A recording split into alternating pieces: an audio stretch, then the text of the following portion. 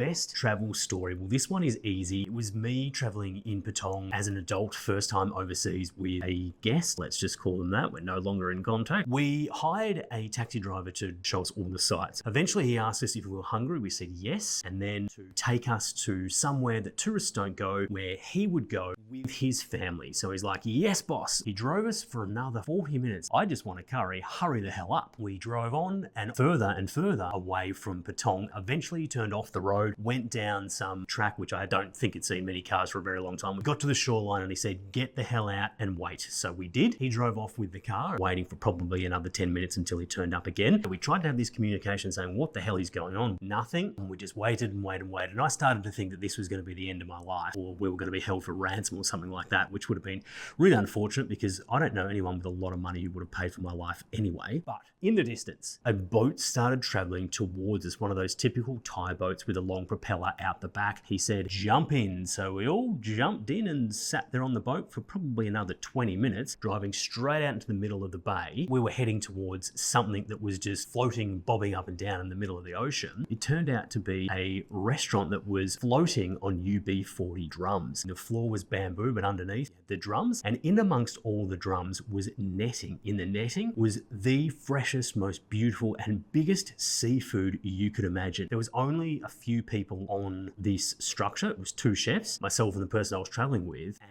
the taxi driver. We had the entire place to ourselves. I don't think any tourist had ever seen that place before. Long story short, the chef was amazing. We picked out the seafood that we wanted and he cooked it up in all different ways. It was delicious. It was beautiful. I tried to keep in contact with that taxi driver on my return back home because I always said I wanted to go and do that again. Turns out a few years later, he passed away, which is really unfortunate. And that means it's an experience I'm unlikely to ever have again. And the really bad part out of all of this, apart from his death of course, is the fact that I didn't capture any content. So I can't actually prove that that story is legit.